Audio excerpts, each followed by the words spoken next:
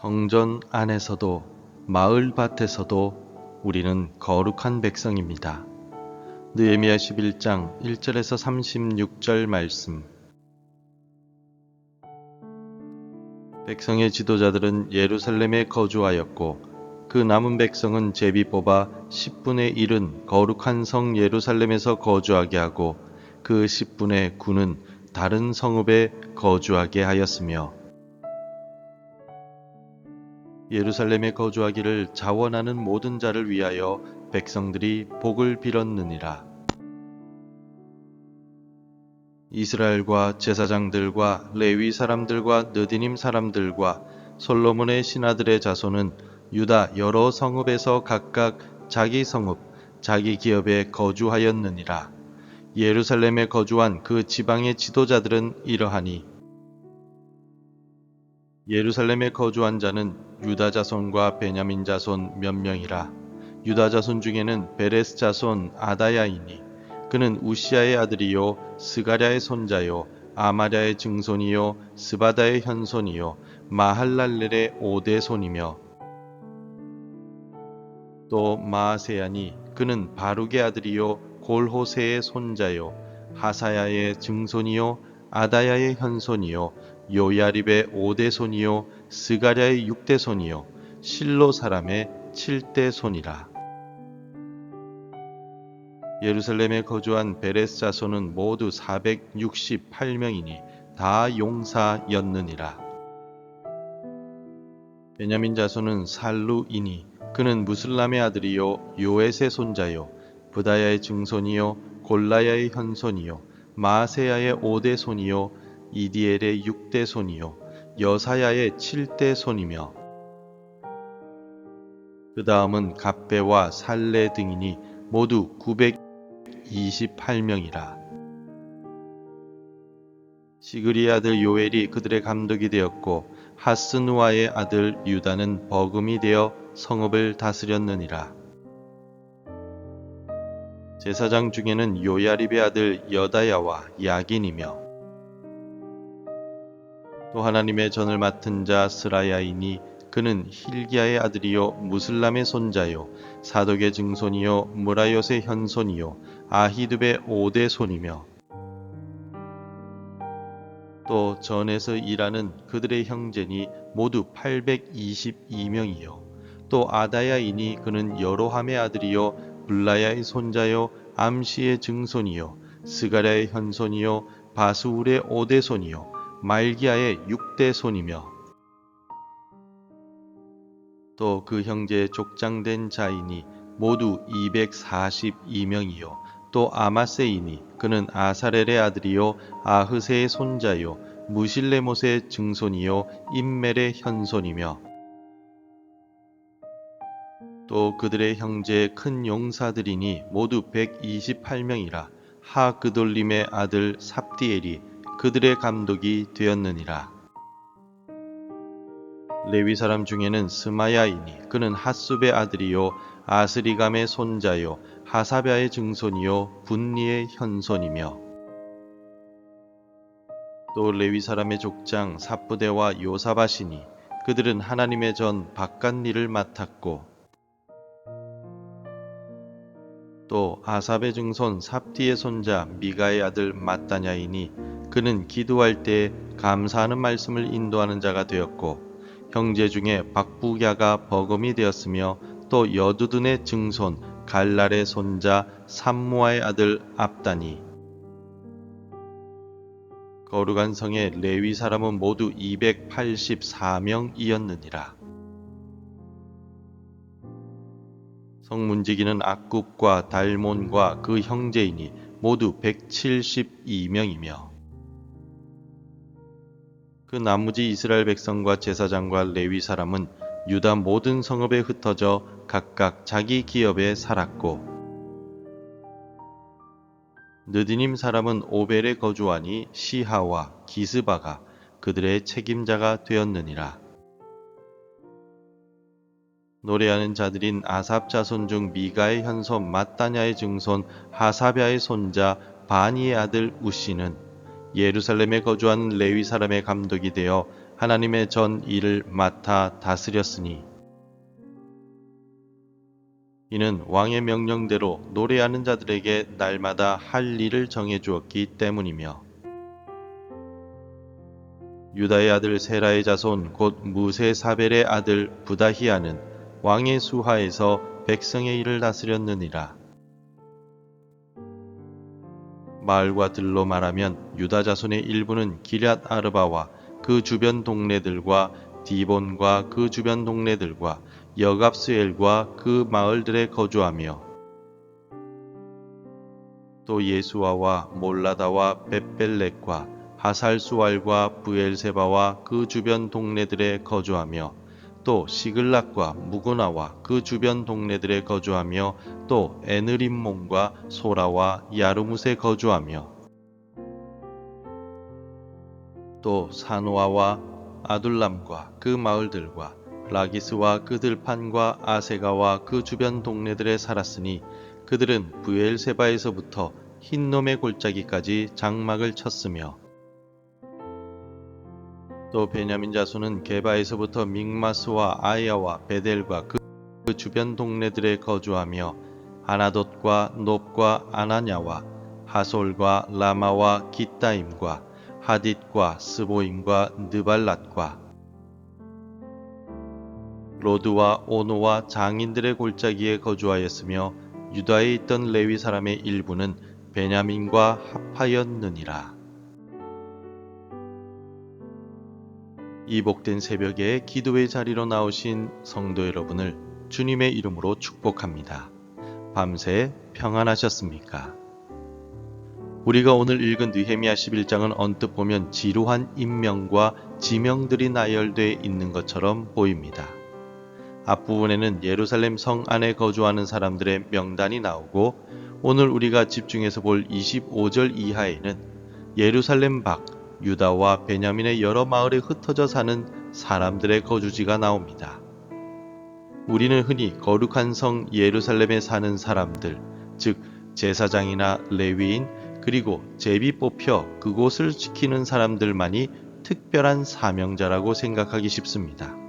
성전 가까이에 있는 것이 더 거룩하고 멀리 떨어져 농사짓고 장사하며 사는 일상은 덜 거룩한 것처럼 느껴질 때가 있습니다. 하지만 오늘 본문은 놀라운 사실을 우리에게 보여주고 있습니다. 느헤미야는 성벽 안쪽의 사람들뿐만 아니라 성벽 바깥 브엘세바에서 흰놈의 골짜기까지 흩어져 사는 백성들의 마을 이름을 하나하나 소중하게 기록하고 있습니다. 왜 그럴까요?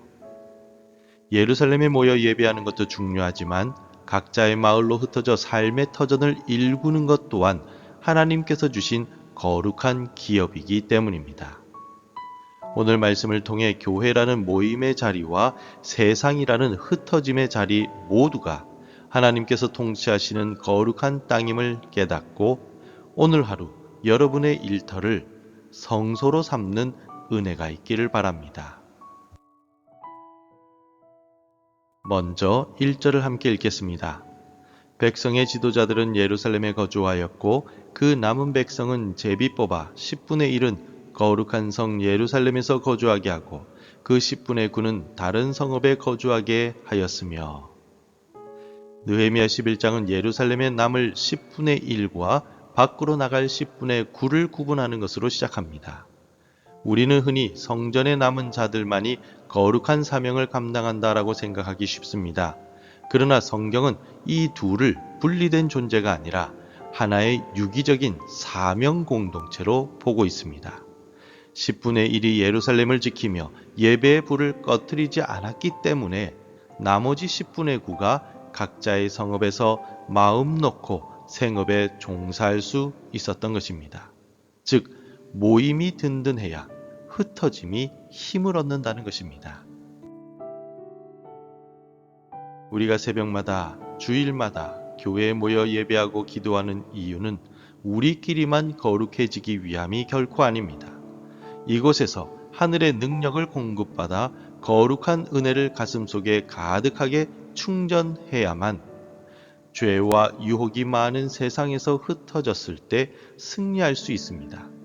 모이는 교회에서의 뜨거운 은혜가 흩어지는 교회에서의 강력한 능력이 됨을 기억하십시오. 예배는 끝이 아니라 세상으로 나아가기 위한 거룩한 출발점이 됩니다. 이어서 우리 함께 25절을 읽겠습니다. 마을과 들로 말하면 유다 자손의 일부는 기럇 아르바와 그 주변 동네들과 디본과 그 주변 동네들과 여갑스엘과 그 마을들에 거주하며.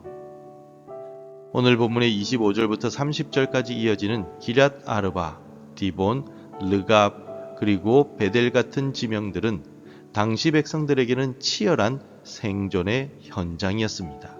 황무지를 개간해야만 했었으며 집을 지어야만 했고 아이들을 키워야만 했던 땀 냄새 나는 곳이었습니다. 그러나 하나님은 이 마을들의 이름을 성경에 하나하나 기록하심으로써 부엘세바에서 흰놈의 아들 골짜기까지 그들이 장막을 친 모든 곳이 하나님께서 통치하시는 영역임을 선포하셨습니다. 성전 안만 거룩한 곳이 아닙니다. 하나님이 함께 하시는 곳이라면 그 어디나 거룩한 땅이 됩니다. 목사나 선교사만이 성직자가 아닙니다. 예루살렘 성문지기가 하나님을 섬기는 자였듯이 오늘 여러분이 출근해서 일할 사무실, 땀 흘릴 공장, 가사를 돌보는 가정, 공부하는 학교가 바로 하나님께서 파송하신 선교지입니다. 내가 서 있는 그곳을 하나님께서 주신 기업으로 믿고 성실히 살아낼 때 우리의 평범한 일상은 하나님께서 기뻐 받으시는 거룩한 예배가 될 것입니다. 마지막으로 우리 함께 36절을 읽겠습니다. 유다에 있던 레위 사람의 일부는 베냐민과 합하였느니라. 오늘 본문의 마지막 절은 매우 중요한 영적인 의미를 담고 있습니다. 성전을 섬기는 레위 사람들이 예루살렘에만 있지 않고 유다와 베냐민의 여러 마을에도 흩어져 배치되었다는 것입니다. 이 같은 사실들은 눈에 보이는 거리는 떨어져 있어도 영적으로는 말씀과 신앙의 끈으로 긴밀하게 연결되어 있음을 의미합니다. 흩어진 마을들에도 레위인이 있었다는 것은 삶의 현장 곳곳에서도 하나님의 말씀이 선포되고 가르쳐져야 함을 보여줍니다. 우리는 몸은 각자의 처소로 흩어지지만 그리스도 안에서 한 몸이 된 지체들이기 때문입니다.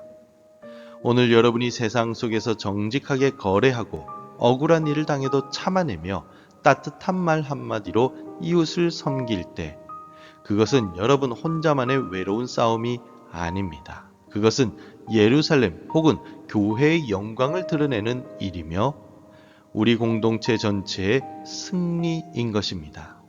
여러분은 홀로 떨어진 섬이 아니라 세상 곳곳에 파송된 하나님의 거룩한 지점들임을 잊지 마시기 바랍니다.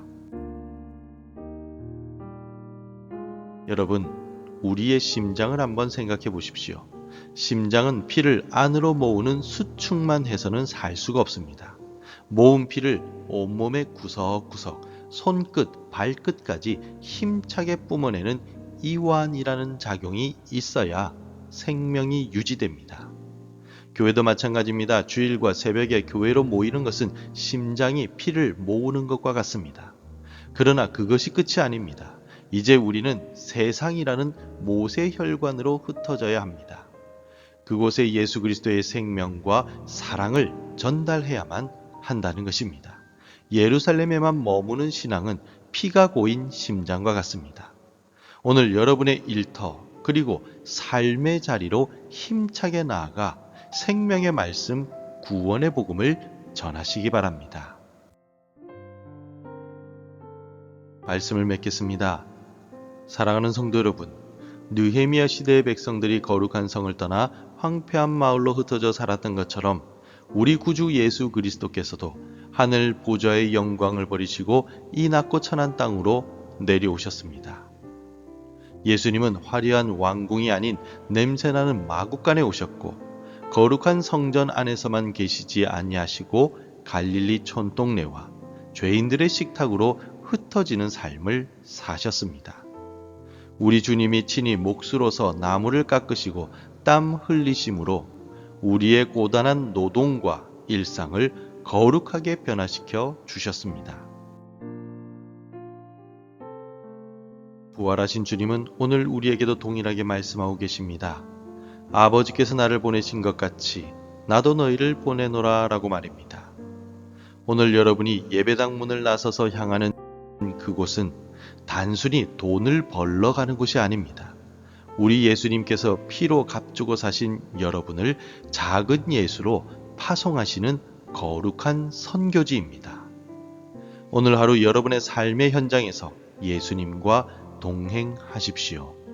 우리 주님이 거하시기에 여러분의 가정과 일터는 이미 거룩한 땅입니다. 흩어진 자리에서도 하나님의 백성된 정체성을 잃지 않고 예수 그리스도의 향기를 풍겨내는 승리자가 되시기를 주님의 이름으로 축원합니다. 기도하겠습니다. 하나님 아버지, 거룩한 성 예루살렘뿐만이 아니라 흩어진 마을들까지 기억하신 주님을 찬양합니다. 예수님께서 하늘 영광을 버리고 이 땅에 오셨듯이 오늘 저도 세상 속으로 나아갑니다. 제가 서 있는 가정과 일터가 우리 주님이 파송하신 선교지임을 믿습니다. 반복되는 일상 속에서도 하나님의 백성된 정체성을 잃지 않게 하옵소서. 나의 언행 심사를 통해 오직 예수 그리스도의 향기만 드러나게 하시고 오늘 하루를 거룩한 예배로 채우게 하옵소서. 예수님의 이름으로 기도드립니다. 아멘. 계속해서 함께 기도해 주시기 바랍니다. 모이는 예배의 은혜가 흩어지는 삶의 능력이 되게 하소서. 나의 일상과 생업의 현장을 거룩한 선교지로 삼아 주소서. 어디에 있든지 영적으로 연결된 한 몸임을 기억하게 하소서. 하나님의 말씀으로 하루를 시작하는 은혜를 주옵소서. 오늘도 말씀대로 살아가며 열매 맺는 하루가 되시기를 축복합니다.